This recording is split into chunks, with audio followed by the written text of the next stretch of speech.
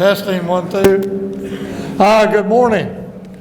We'll have people who will filter in, but in order to stay within the time frame, we're going to start this morning.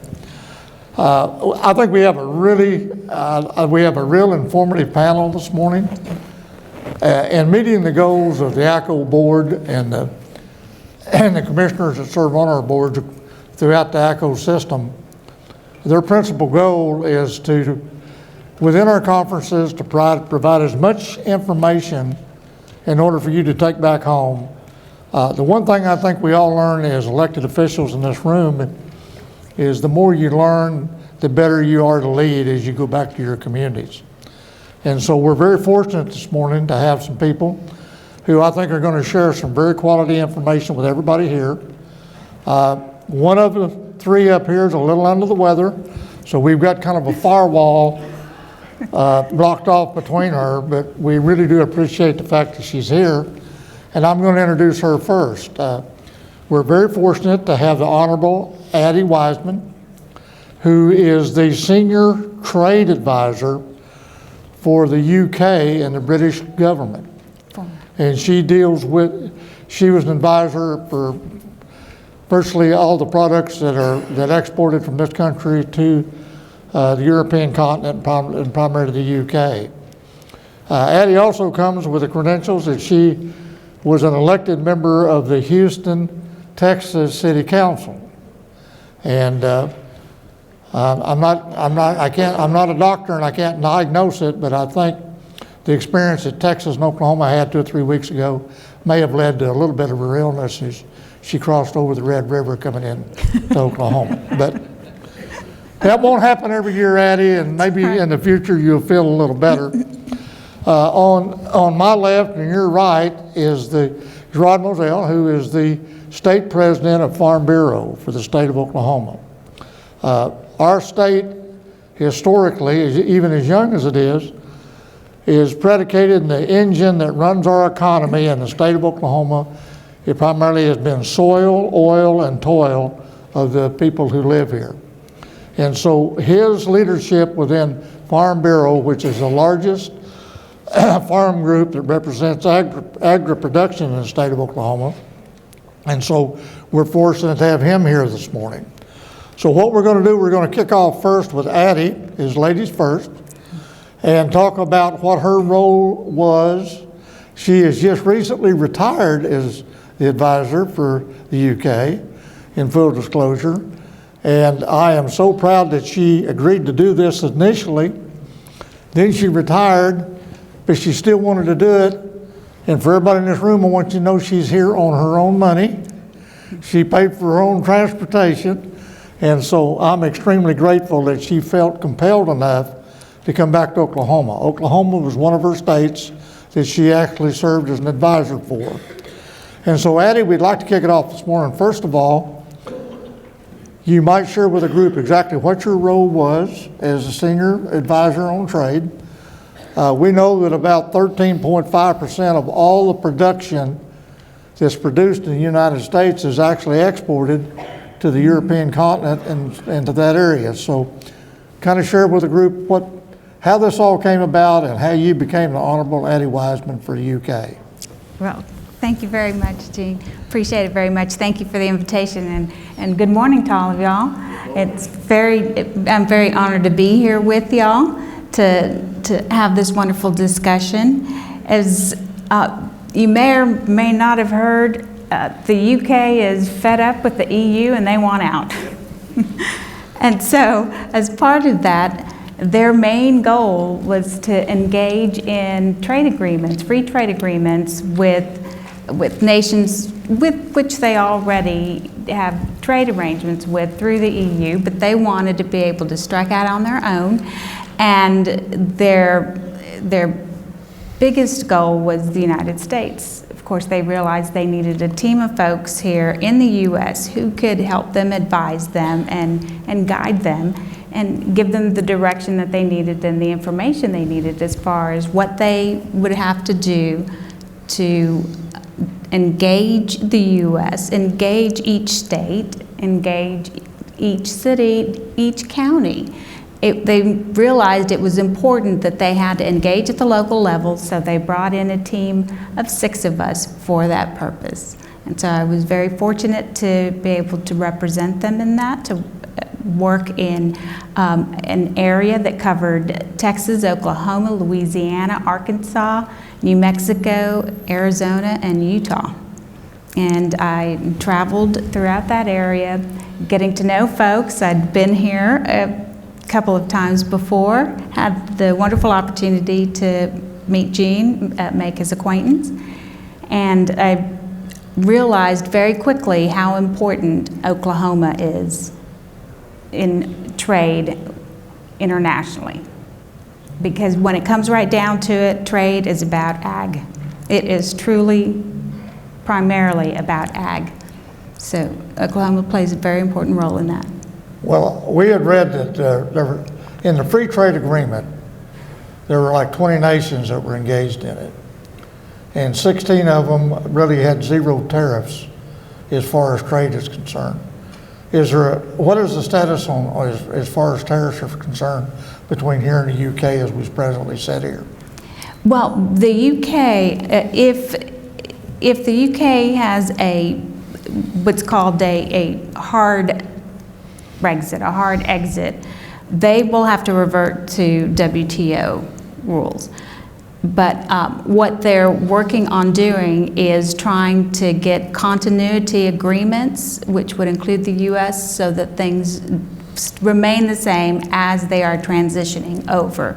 And so that is definitely their hope and their objective.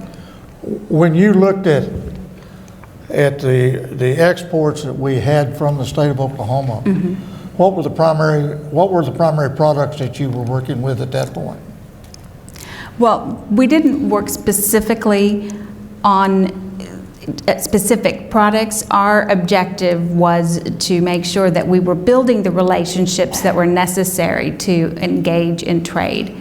That was the most important part.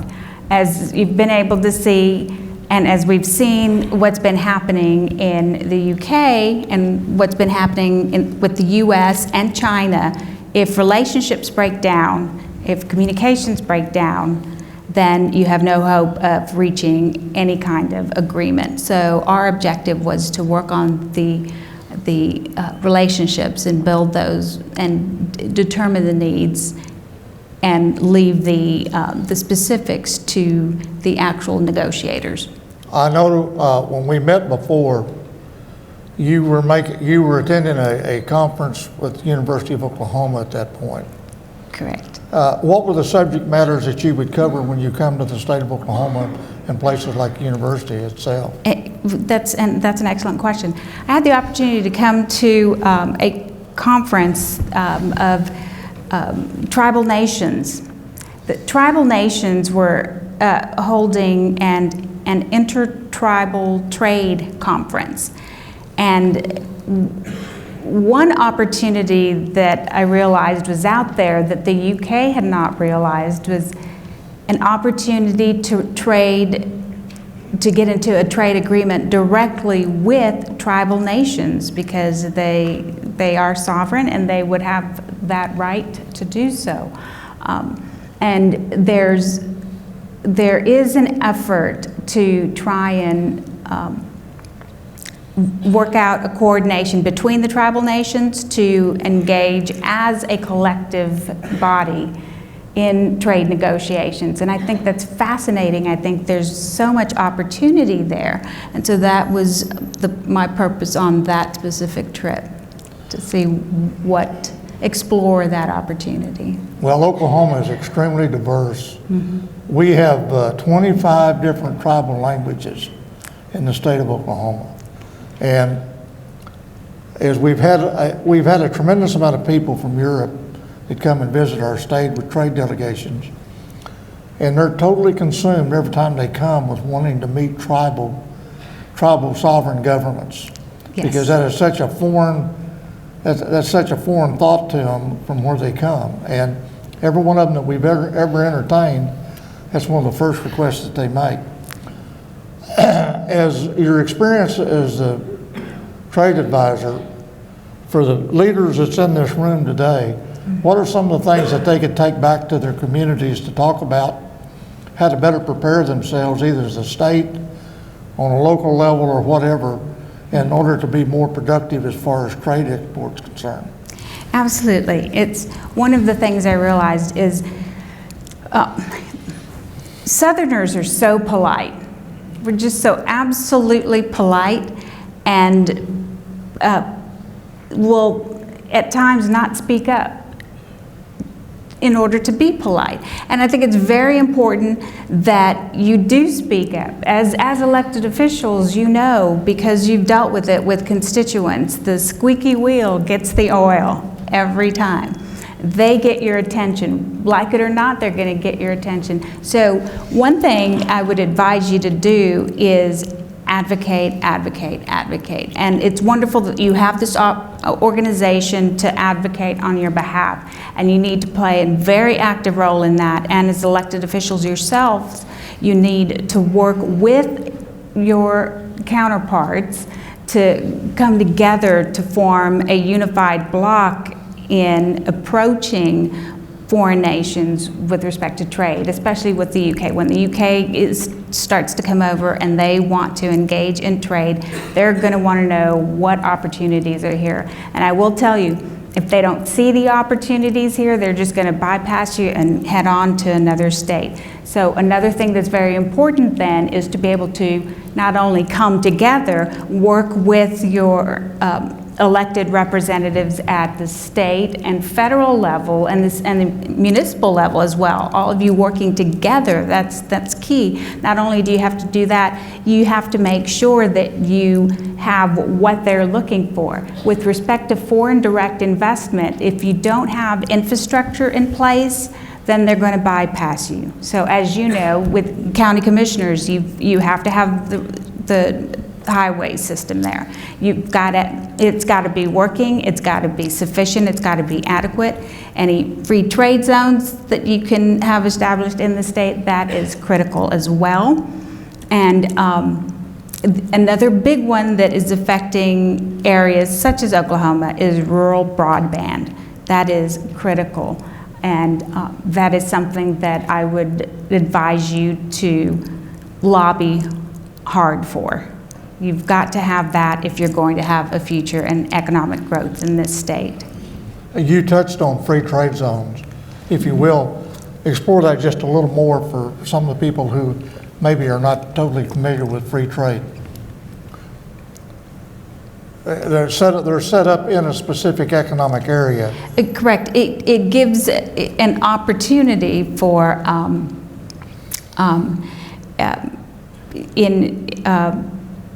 in the supply chain to be able to bypass the tariffs if the work is being done in the free trade zone, if what's coming in there is being handled there and then moved on. So it's an economic opportunity that foreign investors will want to take part in. And so if you have that opportunities, if you have those opportunities here, they Okay, well, we're going to discuss look at that favorably. Tomorrow, we've actually got some people who are going to come from an economic development perspective to talk about these special tools that counties have access to that they may not be utilizing to actually serve as a jump start to the economy. If you've got an existing industry out there that maybe need some help expanding, these people tomorrow will be talking about it tomorrow afternoon. Well, Addie, you've had a front row seat to what's happened on the European continent. Why don't you take just a few minutes, if you will, and just give us your global overview as to what you think the status in the world is at this point. Well, the big concern out there right now is the geopolitical climate. That is a major concern for so many, many people. It's having an impact globally and locally. And the reason it's having an impact locally is because of paralysis. And I would say, trade-wise, the biggest problem we have is paralysis. Businesses are not investing, they're not growing, they're not doing anything they're just playing a wait-and-see game. They're trying to wait out the U.S.-China trade war. They're trying to wait out Brexit and what happens there. There is so much uncertainty with respect to trade internationally that businesses just are not taking any action, and that is concerning because that will eventually result in an economic slowdown. And there are some who are predicting that to occur after the first of the year. Well, I think that you spoke of broadband a while ago, and we've been doing some research on the county levels. About 82% of all Oklahomans have a home computer connection, and about 54% of them have broadband access. But I think your point about having broadband access, the global economy has become so dominant out there that you can do business just as well in rural Oklahoma as you can in New York City. And it's all based on creativity that we just actually find out there. It's kind of amazing when we travel and we go to these rural areas, every small town will have some sort of somebody who was creative enough to provide employment in that little town. And I'm assuming that's the way it is in Europe also. That, I think the last question I have for you today before we move to Rod, the European continent is kind of somewhat contained and constricted on trade within itself in the European Union. If Brexit does occur, as they're predicting it's going to based on the vote, unless they have a new vote, what's that going to do for trade between, the countries in Europe are kind of contiguous like the counties in Oklahoma. In some cases, there's less distance between countries than there is counties in the United States. So what do you perceive is going to happen as far as trade is concerned? Is it going to constrict, and is the economy going to constrict in Europe? Definitely, it will have a substantial detrimental effect if it's not handled properly. The transition period that's been laid out of a year, many are saying, and rightfully so, that that's not long enough to handle the transition. People have referred to Brexit as a divorce, but after looking at it internally, my assessment was it's more like separating Siamese twins. It is so intricately woven, Britain's economy with the other 27 trading nations in the EU bloc, that the separation is going to take enormous effort and a substantial amount of time. But one thing they are going to do, while the UK will be attempting to work on a trade agreement with the EU, they, at least this government, they are now on, in the last year, on their second government and will soon be on their third government. But right now, under Boris Johnson, their primary focus, even above the EU, is the United States. And that's excellent for us because for the British government, this is their first time in over 40 years to attempt to negotiate their own trade agreements.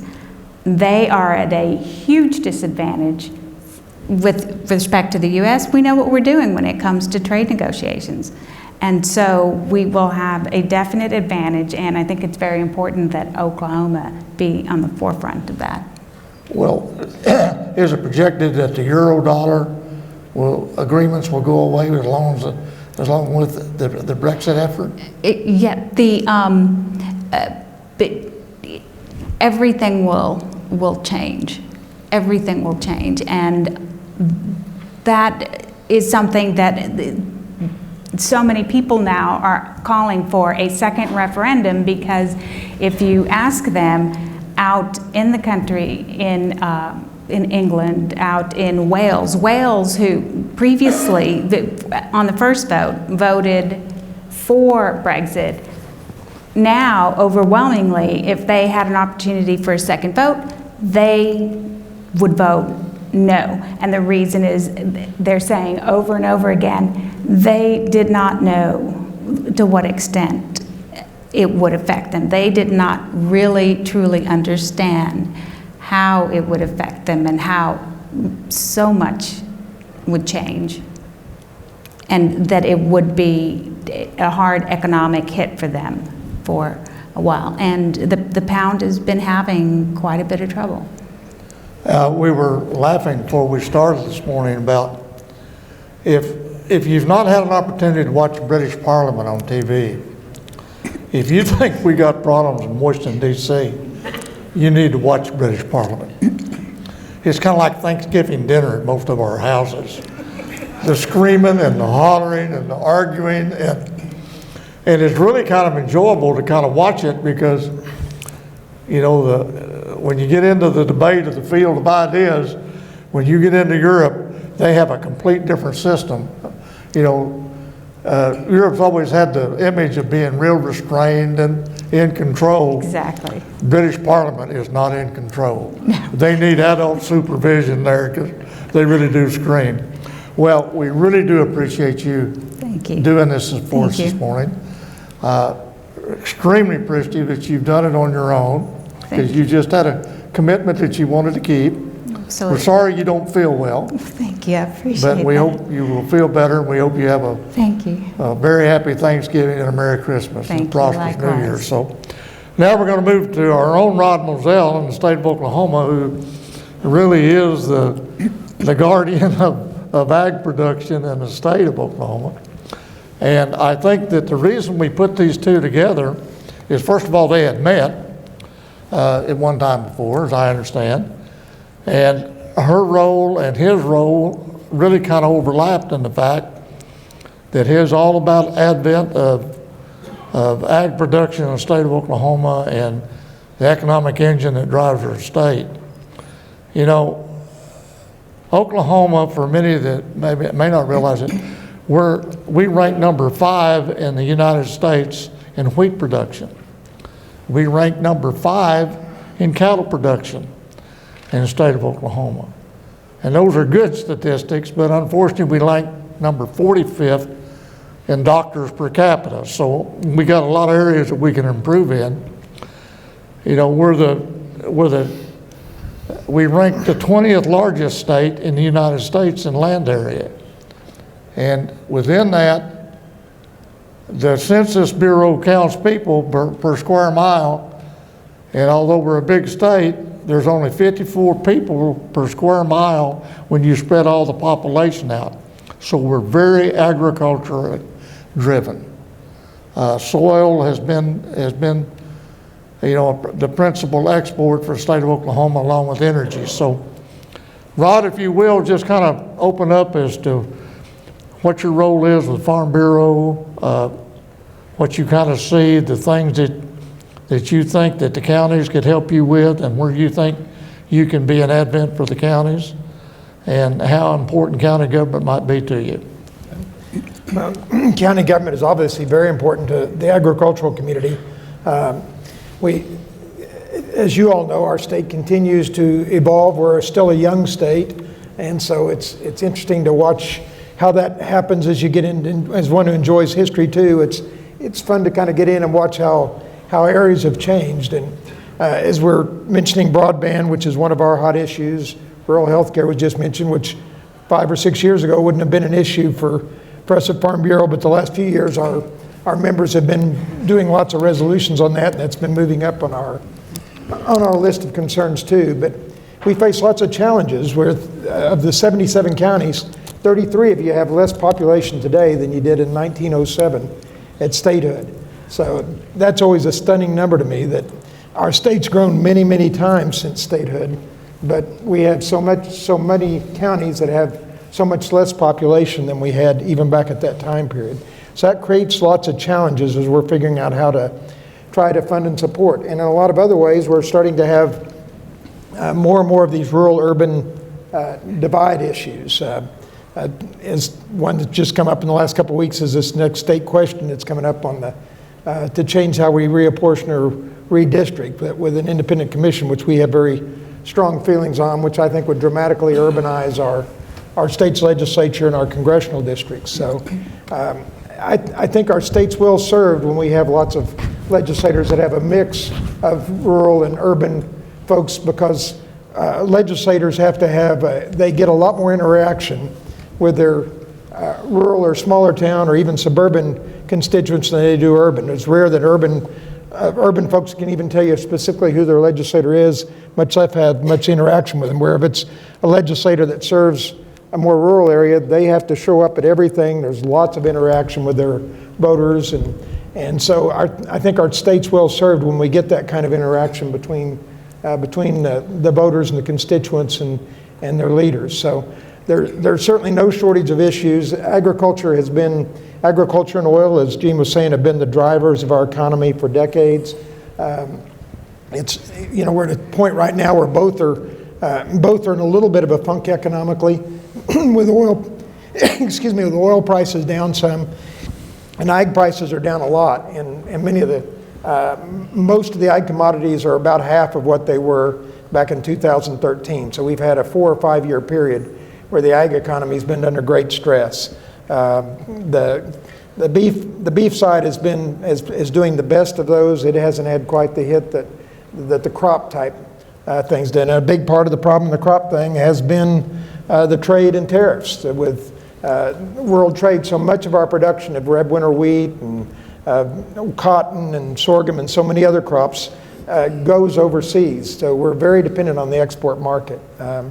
Just saw some data that came out from USDA this last week that this year, and this is not a number that farmers like, but because of the market assistance payments to offset the loss in trade, about 40% of farm income this year to farmers that are in the farm programs is going to be either market assistance payments or some other support payments. Only about 60% this year, which is going to be a low in a very, very long time, is going to be from actual sales of the crops. So we're in a very artificial situation. The world needs our products, needs our ag products, and so we need our world leaders to get their acts together, get this trade stuff figured out, and get our products will compete well internationally if we can solve all these different artificial barriers and get trade rolling. So, and then I can go whatever direction you want to go. Well, I mean, I think that you're really kind of headed in the right direction. When you talk about, we have approximately 85,000 farms, according to the Census Bureau, in the state of Oklahoma, which is a terrific amount of business and employment out there. And when you talked about 40% of the income is projected to be derived from non-farm income, I mean, how does that compare with what we've seen in the past? Is this a whole new paradigm we've moved into? Hopefully it's a short term. Hopefully it doesn't last for too long. But I mean, this is certainly more government assistance of some type coming to the farms, just trying to keep them alive, than we've had in a long time. And the big thing in that is these market facilitation payments, which are being paid out of the additional tariffs. The president's redirecting some of the tariff income off of other commodities back to try to keep farms alive, because without those, we've had an increase. Thankfully, there's a story in the paper this last week. The year before, we'd only had 2 Chapter 12 farm bankruptcies in the state. This year, regrettably, we led the nation, but in increases, but it was only going to 16. I don't want to say it's still fairly small numbers, thankfully. But the bigger problem is if you look at debt load, many farms have used up or are using up the equity and capital that they built up, and lending is way up. And so that's not a good long-term situation. You've got, I think, $88 billion in farm gate sales this year, and farm debt was like $480 billion. So you've got, even with no cost of operation or anything, if every dollar you sold was at this same level for the next 6 years, it would take all that just to pay the debt back. So we're in a heavy debt situation as farms have been having to turn to farm credit or to their local banks or to family members after they've used what they've got in savings they're willing to deploy. So the broadband issue I would just divert to for a minute is a huge issue. So much of the new modern agricultural equipment that's available now and that's coming needs this advanced communication. In fact, a lot of your equipment that you're using as county commissioners has probably already got that, or it's coming, and so it's a real problem for us in rural Oklahoma. And for years we've said, well, with all this new technology, it's going to be a chance for our kids and grandkids to come back home and to do whatever they want to do back on the farm. But when we don't get broadband, when we don't get fiber out, we aren't able to take advantage and make that really work to our advantage. It's still working against us instead of for us. And it's going to lead to continued urbanization. So we've got to figure out how to get fiber out there. We've been having lots of visits with the RECs and other groups, and out of, I think, 34 RECs, I think they've got like 6 of them that think the numbers work even with the subsidies that are available. Those subsidies, I think, are like $1 to $6 or $1 to $10, something like that, depending on the area. Even with those subsidies, there's only about 6 out of the 34 that think the economics work for them to do broadband. And so a lot of those are in the east, like in Lake Country or so forth. The RECs tell me they need 8 to 12 hookups per mile, even with the subsidies, to make broadband work. So for most all of western Oklahoma, that doesn't work. And for even a lot of other parts in parts of the eastern part of the state. So we've got to do some real soul searching on how we get broadband out there, or is there another technology that's going to leapfrog broadband? The Microsoft people are playing with a new radio signal deal. There's a bunch of new ideas, but somehow we've got to get, rural Oklahoma is going to keep backsliding unless we figure out a way to get the communication up to an even par. Well, you touched on a real integral issue a while ago, and I hope everybody in the room understands Farm Bureau is not just Farm Bureau in the state of Oklahoma. When we go to the Capitol, Farm Bureau has probably one of the greatest major presence in legislation formation of any group in the state of Oklahoma. And I'll do a kind of a paid political announcement here. If you're not involved in Farm Bureau back in your counties, it's a really good group to get engaged with, because they're not only fighting for the ag production, but they're fighting for rural Oklahoma. But the other thing that and I really think we need to visit with a little bit about is on reapportionment. In the state of Oklahoma, every 10 years, they go through reapportionment of representative districts and senatorial districts in the state of Oklahoma. And what really is the effect of that, if you're disproportionately reapportioned, you lose your political influence at the Capitol. Because at the Capitol, that's where they appropriate the money for issues like maybe to help broadband development or road improvement. Nothing in your farm production moves without a good road system to get it to the market or get it to the main highway. So, I mean, we're stakeholders in the same issue out there. But, you know, you're going to have reapportionment discussions at the state capitol. You may even have them in your community where it's so important, and you might expand on this, on what you see, because if the influence all falls into the metro areas, the urban areas, away from the rural areas, it's a huge loss. And I think it's startling what you said a while ago, that 33 counties have less population today than they had in 1907. I think that's what you said. Mm-hmm. Is that geographically proportioned out there in the state, or is that kind of resigned to one half of the state versus the other? Well, it certainly affects almost all the western counties, with a few exceptions of like Garfield and down around Lawton and so forth. But a lot of that, if you look at the land run territory, everybody settled in fairly small lots. There was a home every place, and over the years, as agriculture has gotten more efficient and kids went to the city, most of those counties have less population today, and there's a surprising number in eastern Oklahoma, particularly in southeastern Oklahoma, that are in that situation. So, we're probably going to hit 4 million folks with this next census. I think most people seem to agree. But by the way, first of all, I would call out for you all to pay attention to the census in your areas and try to get folks. Our state was second lowest in the nation in the studies they did after last time in completing and turning in the census. They think we had the second most uncounted folks. I would tell you for rural areas that most of the studies and most of it's healthcare type related money that comes back, but it's a lot of different kinds of sources. But for every person that's not counted in your community, whether it's Chakota or Godibo or Shattuck or wherever, every person that's not counted, that's about $1,700 of income this last 10 years per year, or $17,000 that didn't come back to your local community. And this next time, they're thinking it'll be $1,800 to $1,900 average. So every undercount cost your local community a lot of federal funds coming back to your community. And even more so, it affects the apportionment of House and Senate seats and congressional seats. So be very involved. The first census stuff's going to be coming out in March. You'll be getting the first postcards, or this is going to be the first one to be done electronically.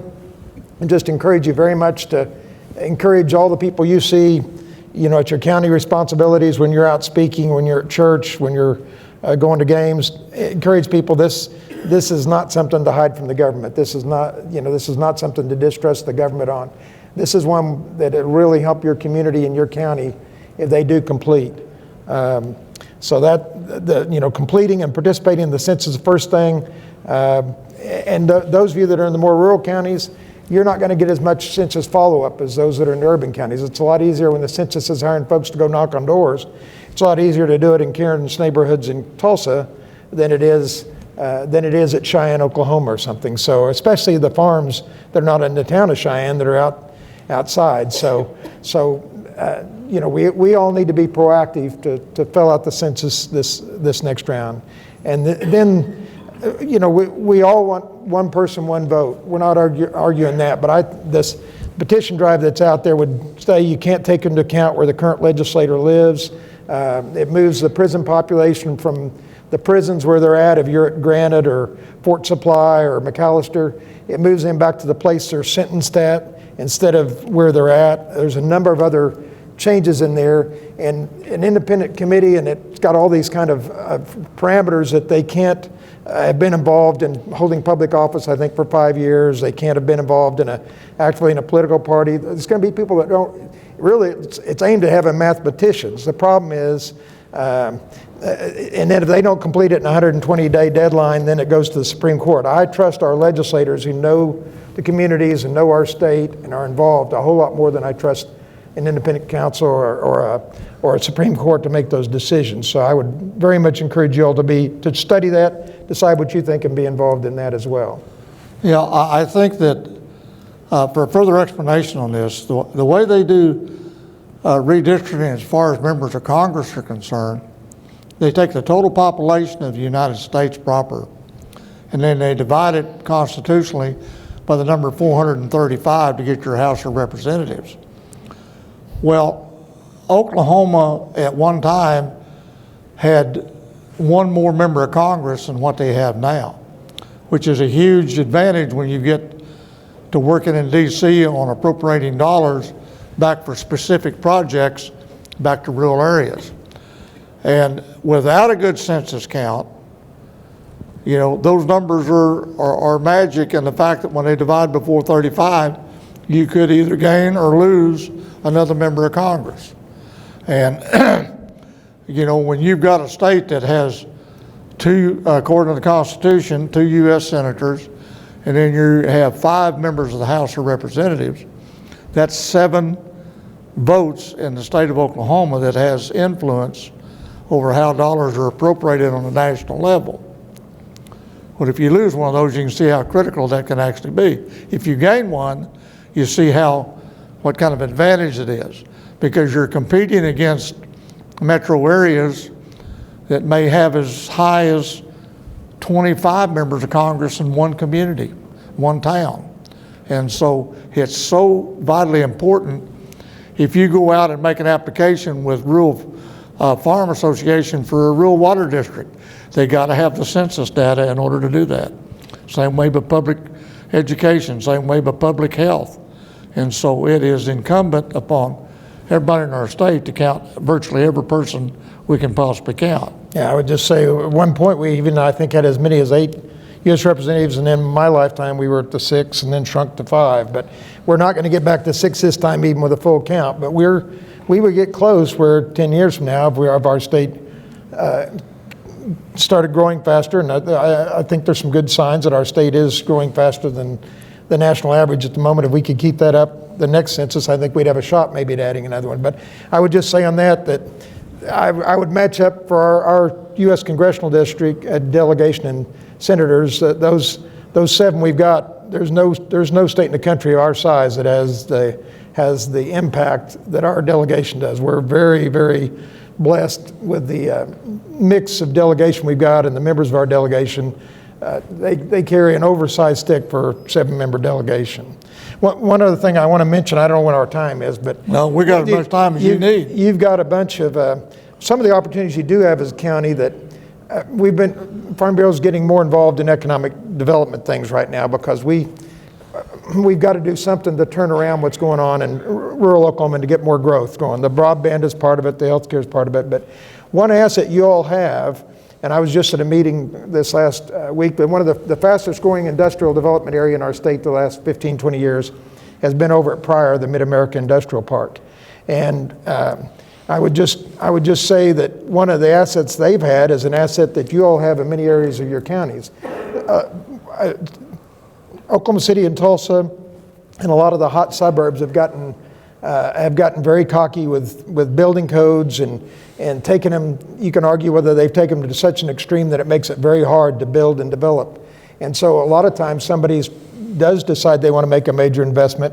It's much more challenging to do that in our larger communities than it used to be, and takes a whole lot more time and expense to do that. And so one of the folks at Pryor tell me the big reason for their huge growth has been that it's so much simpler to get something permitted there, to get something building there much quicker, often knocking not months or even years off of the time to get something up and going. Well, you all have that situation in lots of unincorporated area that many of you have. So, you can look at that as an asset. That's something you have. That another thing there's lots of good ideas out there. So there's some communities that are self-initiating. Some folks in the community that have funds, maybe reaching out trying to find businesses, and depending on the size of the community, you can look at what pattern it is. Are you looking at buying businesses that maybe have 5 to 8 employees, or maybe businesses that have 20 to 25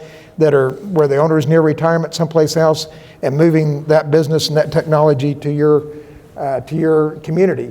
On a big scale, George Kaiser is doing this in Tulsa. He's hoping to move 10 businesses a year from California to Tulsa.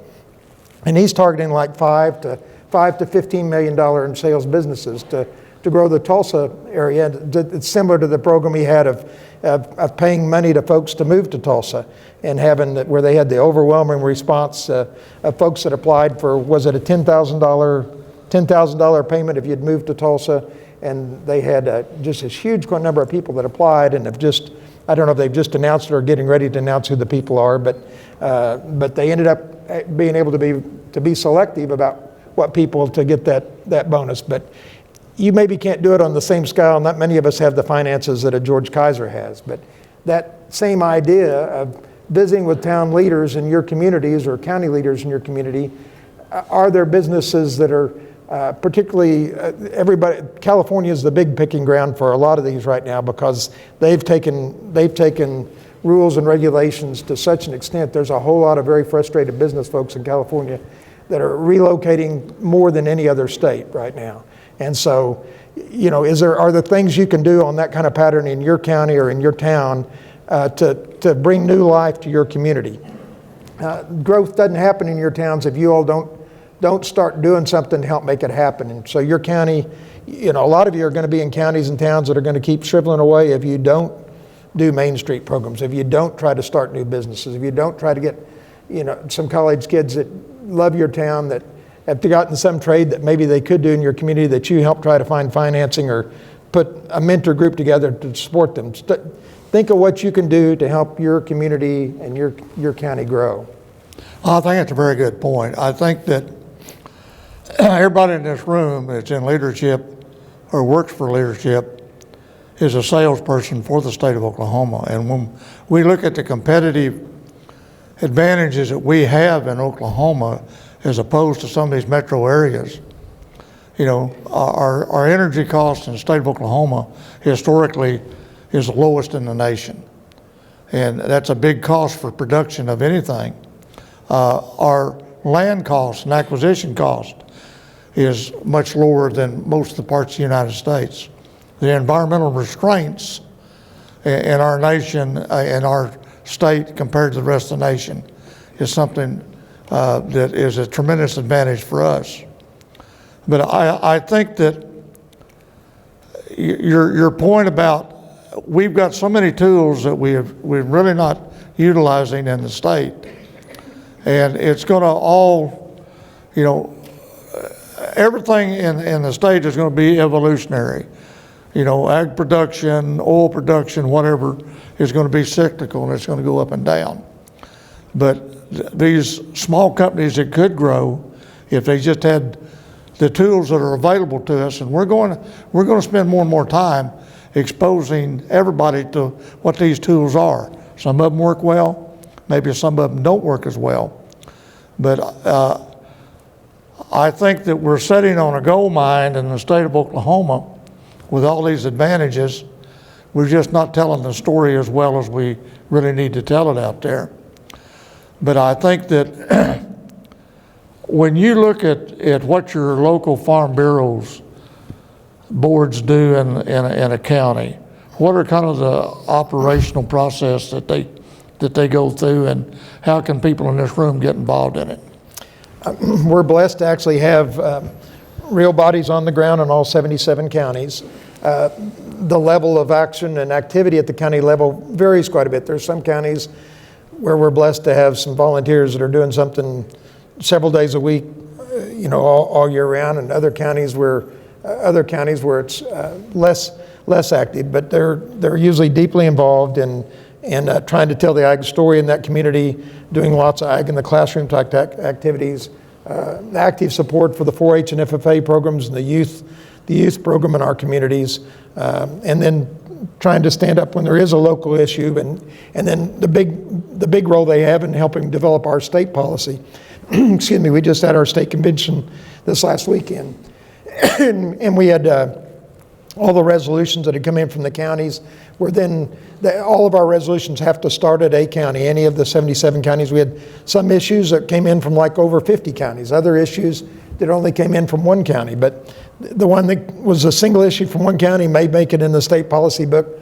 Well, the one that had 55, well, if it had 55, something's going to make it in the policy book if there's that level of interest. But it's an interesting process to watch, and then each year the revisions and adaptions. But we would encourage you to be involved. There's always a county annual meeting. Most of those counties meet monthly as well, or at least every other month as they're planning their activities. Hopefully you already know who those Farm Bureau leaders are and are participating, and hopefully they're a base we're trying to get more stirred up to think about the development of their counties and you know, a lot of times people getting a woe is me, our counties, you know, our kids are all leaving, the county's dying, and we're trying to get them fired up to think, instead of in that terms, to think about what they can do to turn it around and get growth in the county, because we do have a lot of great assets that if we figure out, and it's not going to happen, you know, you're not going to recruit 5 businesses to a lot of counties in the next year or 3 years, but you got to start, and each one leads to something else. So that's the main thing, is just try to switch the attitude in your county to positive and start thinking about what you can do, figure out what niche you've got, you know, what you do especially good in your area. If there's somebody that has an idea for a technology or a business that maybe affects your current agricultural businesses or the oil and gas industry, and try to grow that business in your own community. So, or try to, just be on the watch for what the opportunities are. Well, I think that the magic thing you said this morning, among a lot of others, was the ability on a local level to be able to help somebody without overburdening them with regulation and rules. And it really fits timely in the fact that everybody in this room should be aware of the fact that they had a Senate hearing on an interim study on, everybody's always got a new idea how to reform government and reinvent it. And, you know, this magic word of home rule always comes up. And it was very, it was very transparent as we got to the Senate hearing. You know, they'd like to merge all the cities and towns with counties. They'd like to put same rules and regulations on the agri-producer as they would for the small business out there. And, you know, we're going to have the video that's going to be posted on our website of the actual hearing. We just got it this week. But they were ultimately destroyed by the witnesses that would actually came. Their witnesses were consumed with 40 years ago telling stories of corruption and bad news as far as county government was concerned.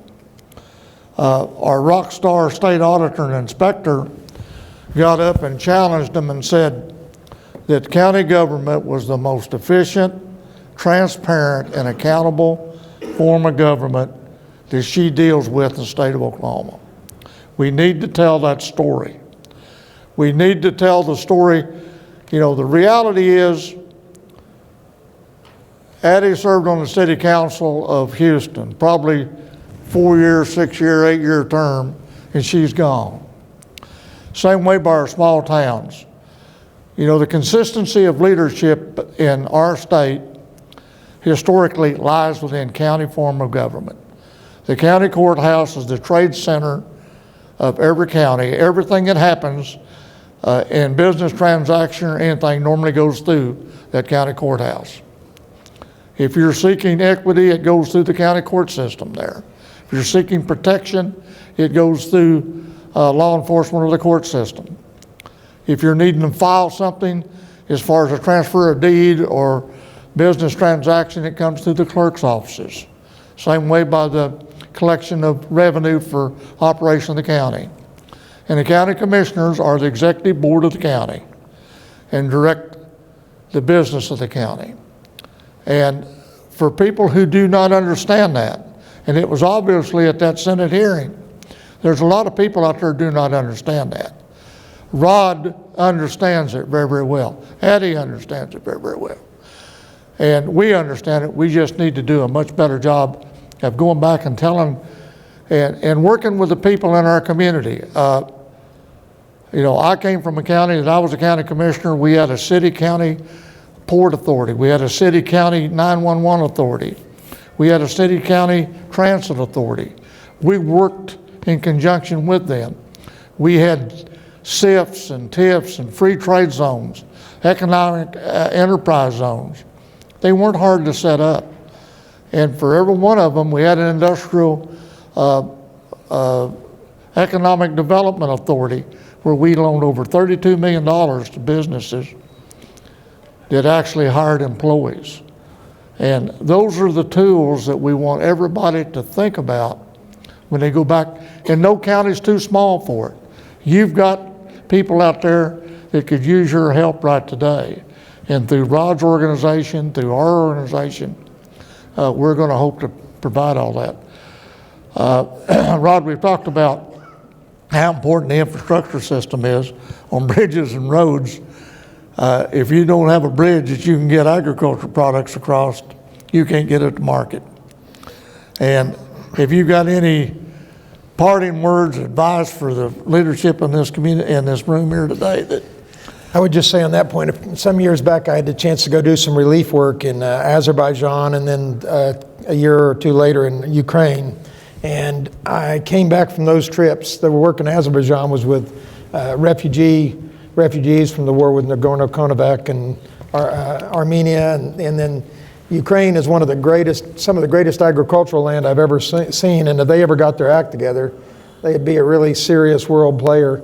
But the lack of infrastructure in both of those countries was just stunning. And so I came back from each of those trips kissing toilet bowls, electric switches, and roadways, and came back with a new appreciation for infrastructure. And of course, you all are at the very center of that in many areas of our state, and you have no idea. I was in areas of Ukraine where they were producing great crops, and they literally could not get them from the farm to the markets, to Kiev or to the markets. And I mean, we take all that for granted. But one of our problems is we have fewer and fewer people that come from agricultural backgrounds or small town backgrounds. Is they think everything, just happens at the grocery store, or just happens at the Walmart or the IGA, or nowadays they just even order it online and they just pick it up. They don't even go in the grocery store. But I mean, there's a whole lot that happens behind it. The folks in the cities have to have, people don't understand how they need each other. I mean, the urban areas need the rural areas. That's where a significant part of their trade areas, the dollars and the financial activity that support the urban areas, a lot of that's coming from the rural areas. They also need the food and the fiber and the oil and the energy that's produced, whether it's oil and gas or wind or solar or whatever, from the other parts of the state. And the folks in the rural areas need to be appreciative of the folks in the urban area, and they need the financing, and they need a lot of the tools and the trade, the distribution centers that are in those areas. So we all really do need each other, and we need to be appreciative of each other. And I see us more and more getting into boxes of just thinking about our own situation instead of the other. And it's particularly challenged, I think, in the urban areas where they get totally tunnel vision and don't have the background to understand what it's like in a lot of the areas and how bad they need to care about county roads and bridges and need to care about healthcare in rural areas. So we all need to work better at communicating with one another and sharing our stories. The last thing I'd wrap up is, wherever you're a county commissioner at, I would encourage you to think about who are the agricultural leaders in your community, who are the small business leaders in your community. Let them know they're important. Learn about their operations. Let them know they're appreciated, so they'll want to stay in your community, and so that they'll reach out to invite others to come to your community. So don't take for granted the folks that are in your community that are the leaders that are making things happen. Say thank you and reach out to them and know them. And that'll go a long ways towards creating this culture where other good things will happen. Oklahoma currently ranks 28th in the nation in population. We rank number 44 in income per capita. So we got a lot of room to grow. And, I think the last thing I'd leave you with today is William Jennings Bryan, who ran for president, in his famous Cross the Gold speech said, "Let the cities die in this country, and they'll spring back as by magic. Let the farms die, and grass will grow in every city in our nation." And so I think from Oklahoma, being an ag producer, I think that is pretty descriptive as to how important we are to the world up there, whether it's in the European continent or whether it's in our own state here. So again, we are so appreciative that you came. Hope you get to feeling better. To really have someone with your global view is extremely important to the people in this room. And Rod, your leadership in the state, we're so fortunate to have someone who can understand it as well as you do. And your relationship with us out at the Capitol is just unmatched. So if you will, let's give a round of applause for our guest here this morning. And remember, we'll have this